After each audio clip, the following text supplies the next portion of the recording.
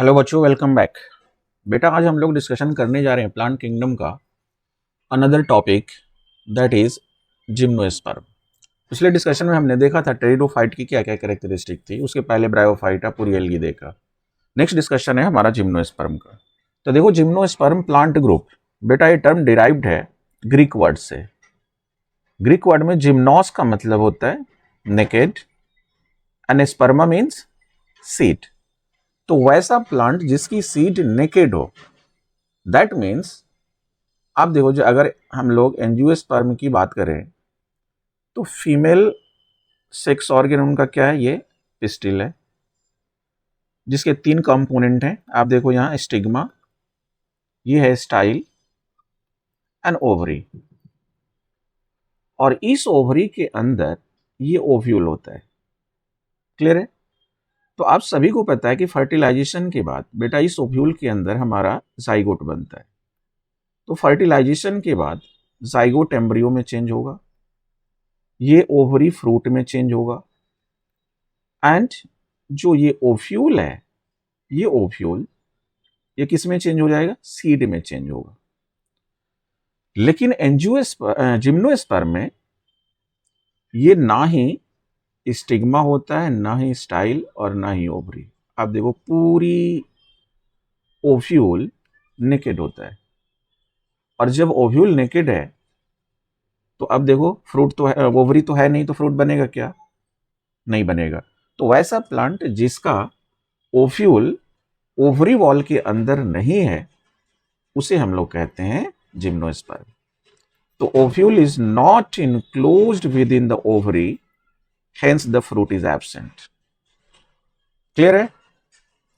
जितने जिम्नोस्पर्म है, they are terrestrial plant and generally they are trees and shrubs. बड़े बड़े ट्रीज होते हैं या श्रब्स होते हैं, बट ये छोटे प्लांट कभी नहीं होते। नेवर हर्ब्स, ध्यान दो यहां, कभी नहीं होते। क्लियर है? टॉलेस्ट जिम्नोस्पर्म की बात करें तो बेटा टॉलेस्ट जिम्नोस्पर्म है सिकोया, जिसे हम लोग रेड वुड ट्री भी बोलते हैं। और सिकोया जेंट प्लांट भी है, जो स्पेशली रेड वुड फॉरेस्ट है कैलिफोर्निया, सैन फ्रांसिस्को यूएसए में। तो यहाँ का वहाँ काफ़ी ये प्रोमिनेंट है। इसकी एवरेज हाइट बेटा होती है 200 to 300 फीट। और नेक्स्ट कंडीशन याद रखना कि ये प्लांट की लॉन्गेस्ट लाइफ स्पैन है, लॉन्गेस्ट लिविंग ऑर्गेनिज्म में से एक है। 2000 से 3000 साल तक ये जिंदा रहता है। क्लियर है? अभी मैं दिखाऊंगा आपको फिगर। जबकि ये स्मॉलेस्ट जो जिम्नोस्पर्म है वो है जेमिया एंड पिग्मिया, एक श्रब्स है जो पाया जाता है। ओके, तो अब देखो यहाँ पर फिगर, आप देखो ध्यान से, ये है बेटा सिकोया। आप देखो इस फिगर को ही देखो, ये ट्री कितने बड़े बड़े ट्री हैं, लॉन्गेस्ट ट्री हैं, है ना, दिख रहा है आपको। और 200 से 300 फीट तक ये लंबे होते हैं। रेड कलर का इनका वुड होता है, that is why red wood tree भी बोले जाते हैं ये। और ये देखो ये जामिया है, जामिया पिग्मिया श्रब्स है। आप देखो ये ब्यूटीफुल फ्लावर है, लोग गमलों में लगाते हैं घरों में। तो काफी स्मॉलेस्ट ये जिम्नोस्पर्म माना जाता है। क्लियर हुआ? नाउ अब आते हैं नेक्स्ट कैरेक्टर में। जितने जिम्नोस्पर्म है, आपको पता है वैस्कुलर टिश्यू वेल प्रेजेंट है, बट यहाँ पर 2-3 फैक्ट आपको याद रखना है कि जाइलम के अंदर वेसल्स नहीं होता। लेकिन एक एक्सेप्शन ग्रुप है, जिनेटम एनिफिड्रा। नेटम एनिफिड्रा एक ऐसे जिम्नोस्पर्म है, अनदर क्लास है, नेटॉप्सिडा बोलते हैं इसको, जहां पर वेसल्स प्रेजेंट है। और बेटा फ्लोएम के अंदर कंपेनियन सेल नहीं होता। कंपेनियन सेल की जगह होता है एल्ब्यूमिनस सेल, जो फूड कंडक्शन में प्रेशर ग्रेडियंट को मेंटेन करता है फ्लोएम के अंदर। क्लियर? तो बेसिक डिफरेंस ये है।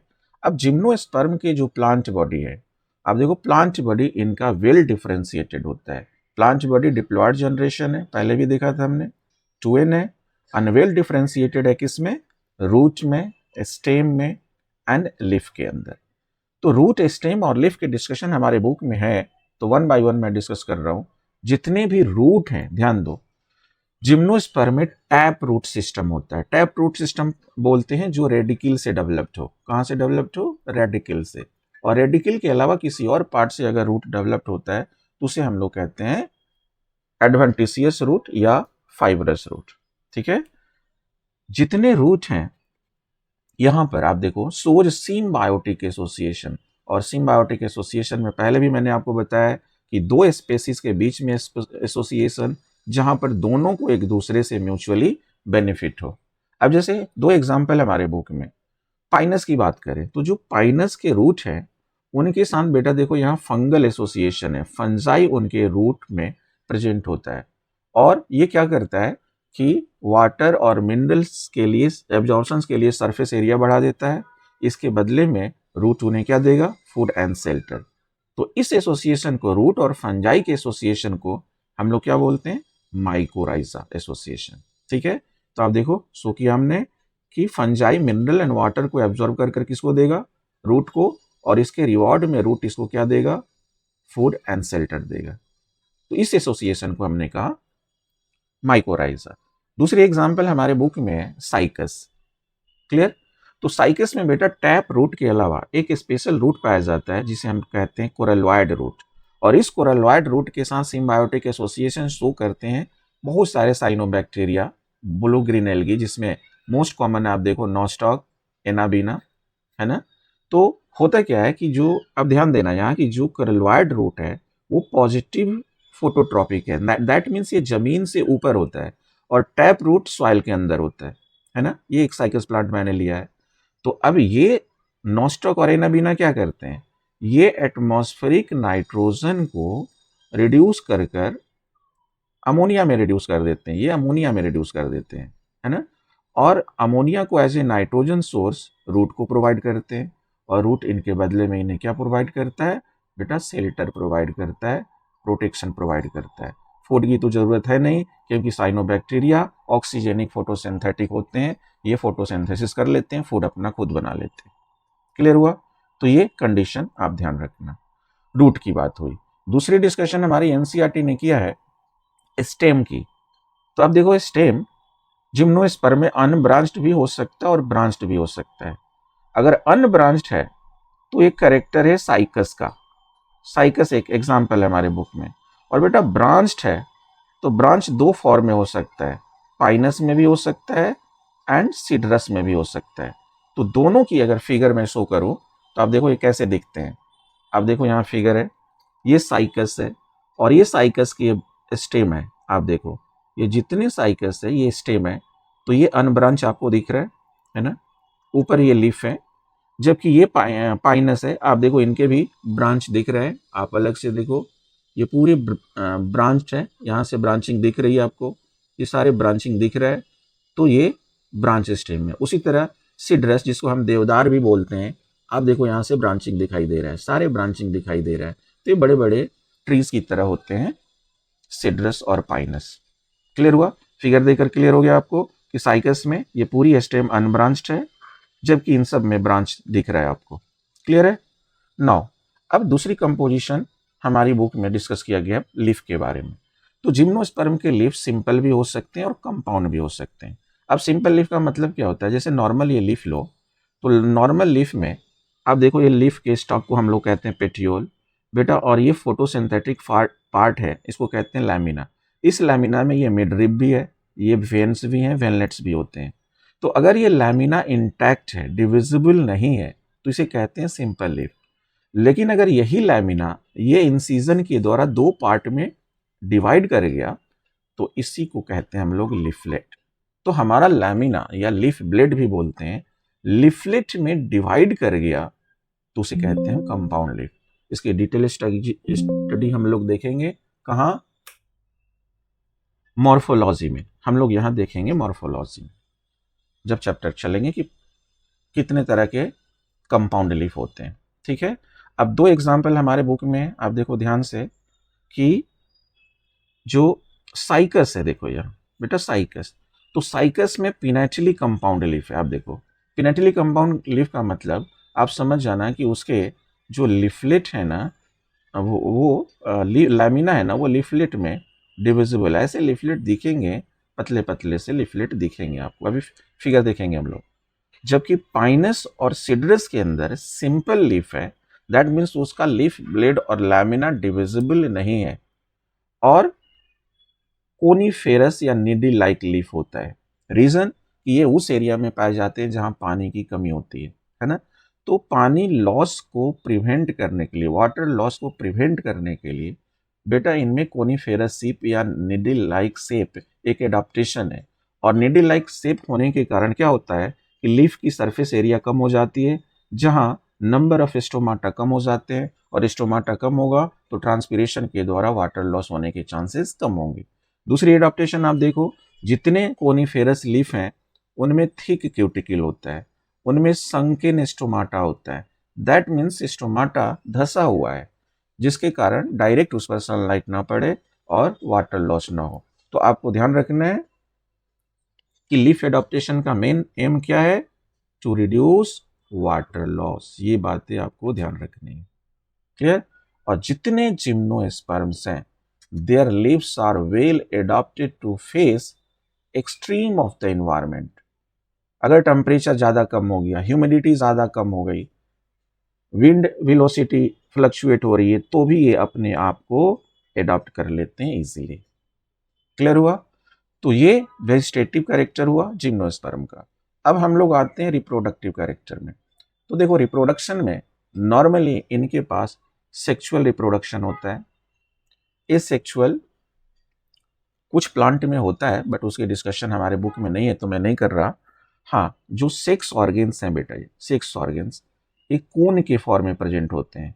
और कोन को ही हमने क्या बोला था, स्ट्रोबिलाई। पिछले टेरिडोफाइट में पढ़ा था हमने कि कोन किसका ग्रुप होता है, स्पोरोफिल का होता है। और स्पोरोफिल किसको कहते हैं, जिस लीफ के ऊपर फ्रूटिंग बॉडी स्पोरेंजिया डेवलप्ड हो जाए उसको स्पोरोफिल कहते हैं। तो अब कोन के रिस्पेक्ट में जिम्नोस्पर्म को हमने दो ग्रुप में देखो क्लासिफाइड किया है। वैसे जिम्नोस्पर्म जहां पर उनकी प्लांट बॉडी यूनिसेक्सुअल है, दैट मीन्स मेल कोन अलग प्लांट में, फीमेल कोन अलग प्लांट में। तो ये कैरेक्टर आप लोग याद रखोगे साइकस में। इनफैक्ट साइकस में फीमेल कोन होता नहीं है, मेगा स्पोरोफिल से उनका फीमेल सेक्स ऑर्गन शुरू होता है, आगे डिस्कस करूंगा। जबकि बाइसेक्सुअल जो है वो बेटा पाइनस है, इवन सिड्रस भी है। तो अगर हम लोग स्ट्रक्चर देखें तो देखो यहाँ पर मैं शो किया हूँ पाइनस का, एक ही प्लांट के ऊपर दोनों सेक्स ऑर्गन। देखो ये फीमेल कोन है और ये मेल कोन है, दिख रहा है आपको, स्पोरोफिल का ग्रुप है। तो मेल के लिए हमने टर्म क्या दिया है, माइक्रो। फीमेल के लिए टर्म क्या दिया है, मेगा या मैक्रो। तो macro sporophyll female cone, mega micro sporophyll male cone. तो ये कंडीशन है पाइनस का। अब हम लोग वन बाय वन डिस्कशन कर रहे हैं कि मेल कोन और मेल स्ट्रॉबेरी में क्या क्या होता है। तो मेल कोन अभी देखा आपने, मेल कोन किसका ग्रुप था, मेल कोन बेटा ग्रुप है माइक्रोस्पोरोफिल्स का। अब ये स्ट्रक्चर दिखाऊंगा। और इसी माइक्रोस्पोरोफिल्स में बहुत सारे माइक्रोस्पोरेंजिया होते हैं। किस तरह अरेंज होते हैं वो भी फिगर देखेंगे।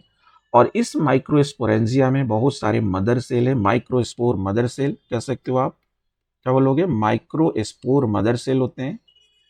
और सभी डिप्लॉयड सेल हैं, पता है आपको। और ये माइक्रोस्पोर मदर सेल मियोसिस में जाते हैं, और मियोसिस में जाने के बाद क्या बनाए, माइक्रोस्पोर्स बनाए। मियोसिस में हैप्लॉइड हो जाएगा सारे माइक्रोस्पोर, और एक एक माइक्रोस्पोर देखो किस में ग्रो कर गया, पॉलन ग्रेन में ग्रो कर गया। ठीक है, जिसे हमने कहा मेल गैमीटोफाइट। क्यों, क्योंकि पॉलन ग्रेन ही बाद में क्या बनाएंगे, मेल गैमीट बनाएंगे, स्पर्म बनाएंगे। तो ये कंडीशन आपको ध्यान रखना है कि वैसा हैप्लॉइड बॉडी जो मेल गैमीट बनाता है, सेक्सुअल रिप्रोडक्शन करता है, उसी को हमने कहा है गैमीटोफाइट। क्लियर। तो अब पूरी स्ट्रक्चर को देखो मैं शो कर रहा हूं। अब देखो ये शो कर रहा हूं, यहां से देखो, ये है हमारा कोन। एक प्लांट मैंने ले लिया, साइकस ले लिया, देखो पाइनस का भी ऑलमोस्ट यही है।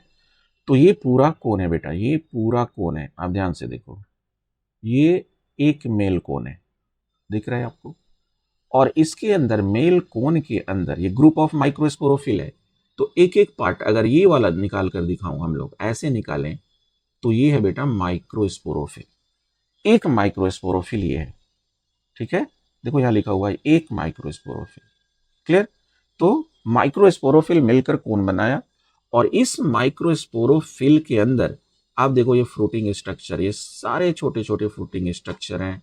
और इसी को हमने क्या कहा, माइक्रोस्पोरेंजिया का। क्लियर। तो अगर मेल कोन की शेप, साइज और अरेंजमेंट की बात करें तो देखो यहां लिखा है मेल कोन लार्ज, कॉम्पैक्ट होते हैं, टर्मिनल होते हैं, सिलिंड्रिकल होते हैं और इनके central axis bearing numerous microsporophyll arranged spirally. Clear.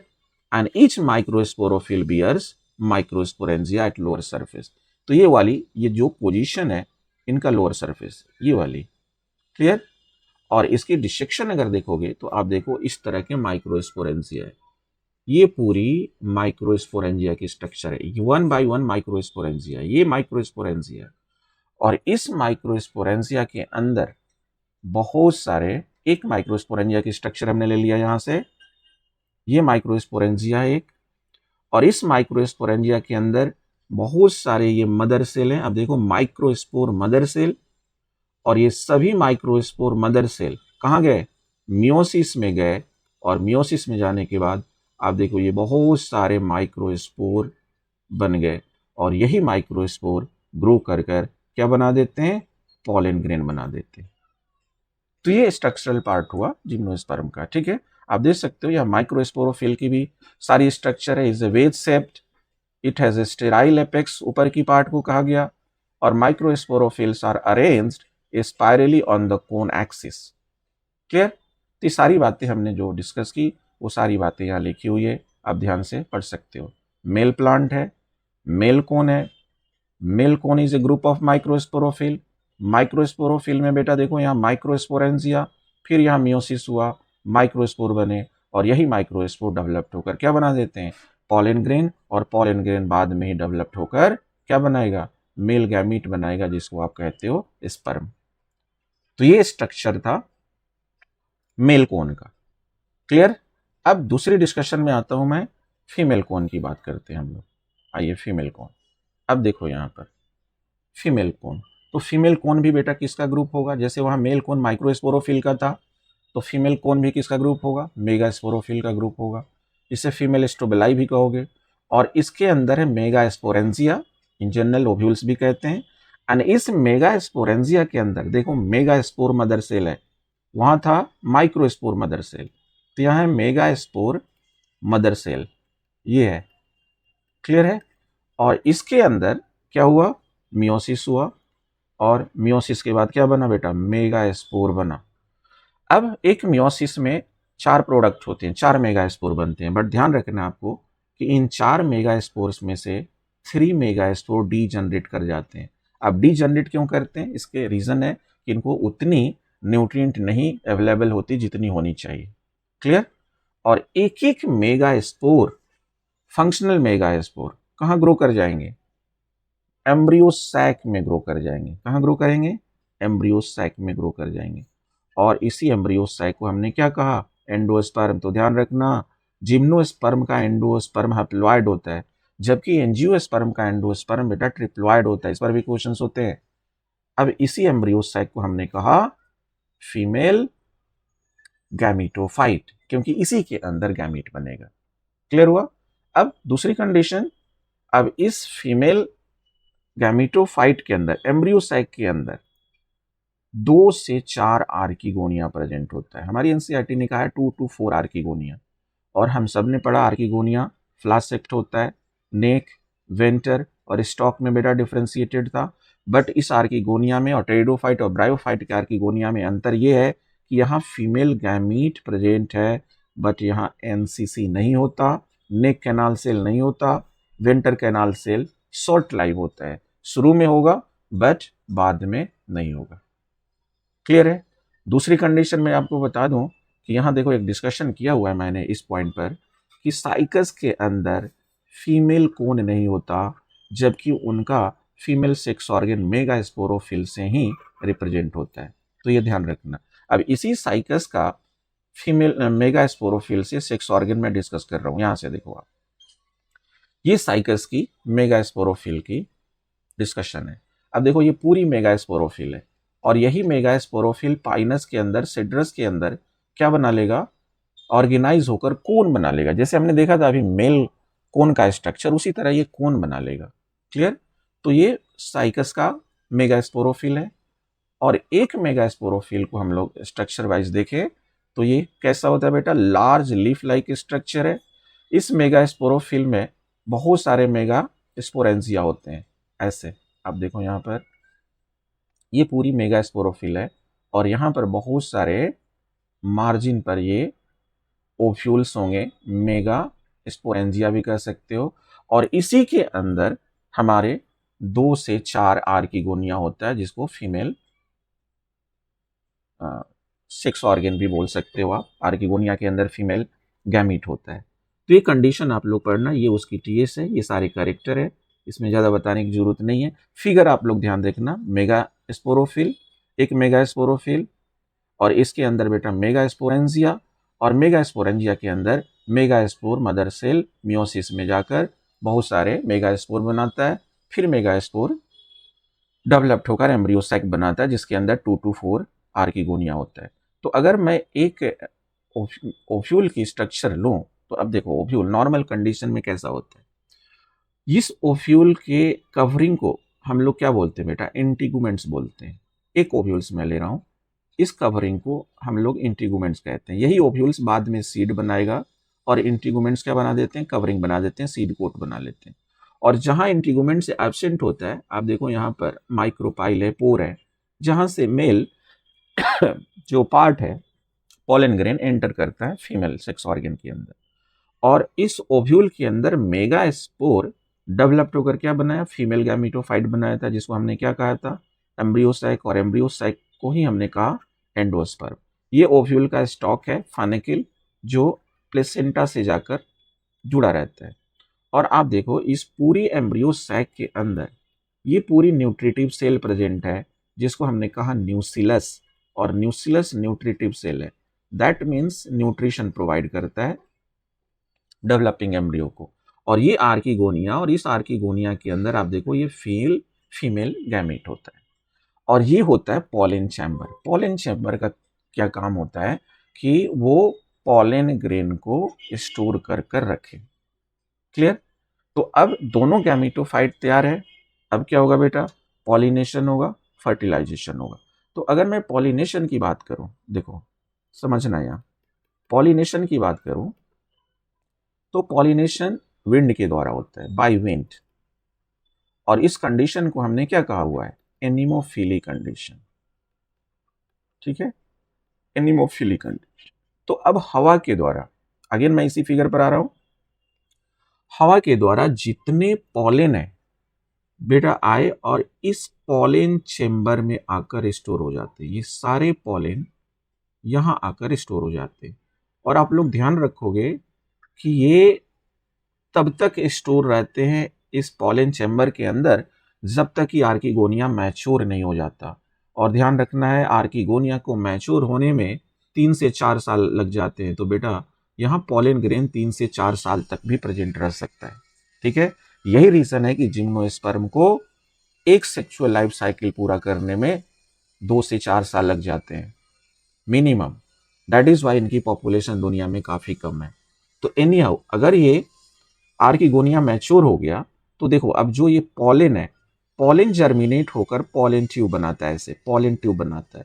और इसके अंदर स्पर्म है, कुछ और भी सेल बनाते हैं बट उसकी डिस्कशन हमारे बुक में नहीं है तो नहीं कर रहा हूं मैं, है ना। तो ये पॉलन ट्यूब बनाता है बेटा। और ये पॉलन ट्यूब हमारी एनसीईआरटी कहती है कि पॉलन ट्यूब एंटर करता है नेक ऑफ आर्किगोनिया, है ना, ध्यान से देखो फिगर में, और अपने इस पॉलन को, स्पर्म को डिस्चार्ज कर देता है। पॉलन ग्रेन जर्मिनेट होकर पॉलन ट्यूब बनाया अलोंग विद द स्पर्म, और इस स्पर्म को डिस्चार्ज कर दिया कहां, आर्किगोनिया के अंदर। अब ये स्पर्म आकर इस एग से फ्यूज करता है और क्या बना देता है, फ्यूजन के बाद जाइगोट बना देता है। बन गया। तो आप सभी ने पढ़ा है कि अगर फ्यूजन हुआ, फर्टिलाइजेशन हुआ यहाँ, तो फ्यूजन के बाद जो जाइगोट बना, तो ये जाइगोट किस में ग्रो करेगा बेटा, एम्ब्रियो में ग्रो कर जाएगा, करेगा। और ये एम्ब्रियो एक नया प्लांट बना लेगा। और इसी नया प्लांट बॉडी को हमने क्या कहा था, डिप्लॉयड जनरेशन है, तो इसी को हमने क्या कहा, स्पोरोफाइट। क्लियर। और जितने ओव्यूल हैं फर्टिलाइजेशन के बाद क्या होगा, ये सीड में चेंज हो जाएगा, है ना, और सीड फिर जर्मिनेट होकर अगेन प्लांट बॉडी बना लेगा।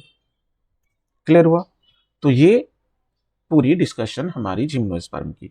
अगर मैं इसके लाइफ साइकिल की बात करूं, देखो इसकी लाइफ साइकिल मैं ले रहा हूं आपके लिए, तो आप ध्यान रखो लाइफ साइकिल में एक एक पॉइंट में डिस्कस करूंगा। कैसे याद रखना है? देखो प्लांट बॉडी ये हमारा हो गया, ये प्लांट बॉडी हो गया, और प्लांट बॉडी है बेटा स्पोरोफाइट। स्पोरोफाइट, तो स्पोरोफाइट में सेक्स ऑर्गेन हमारे किस फॉर्म में थे? कोन के फॉर्म में थे।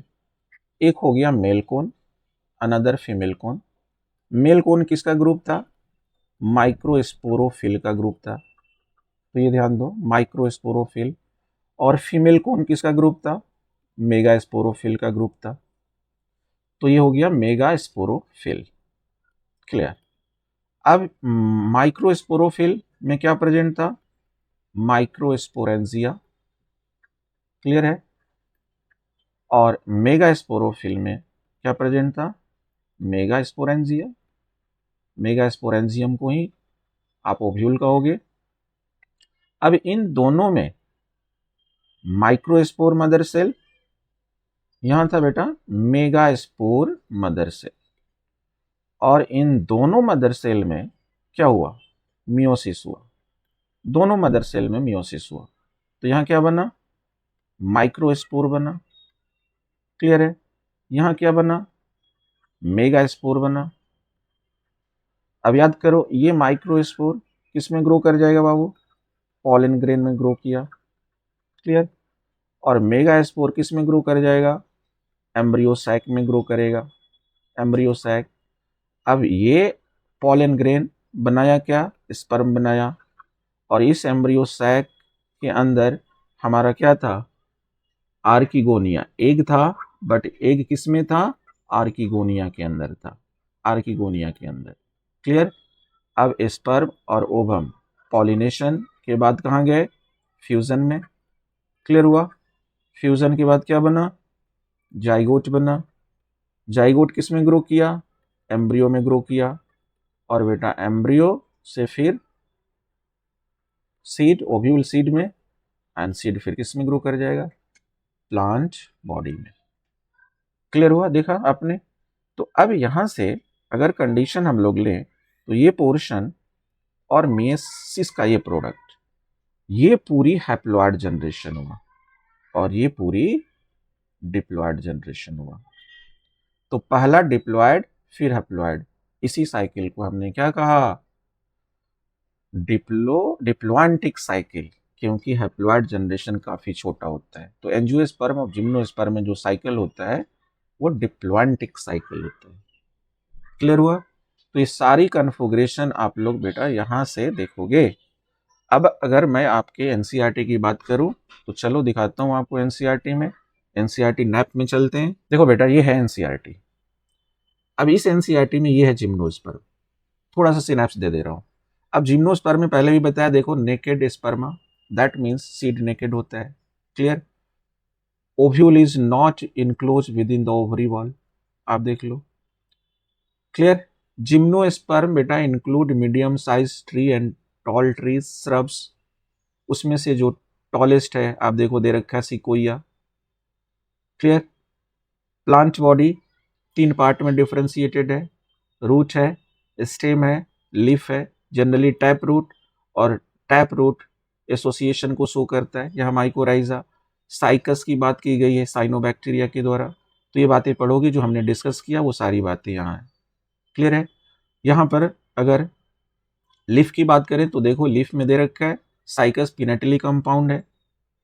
ठीक है? जबकि जो हमारा सिड्रस है और पाइनस है उसमें कोनीफेरस लीफ होता है। यहां भी देखो दे कंडीशन दे रखा है कि leaves are well adopted to face extreme of the environmental factors. तो ये बातें हमने यहां से की। क्लियर है? और ये पूरी सेक्स ऑर्गन की बात की गई है, ये रिप्रोडक्शन की बात की गई है।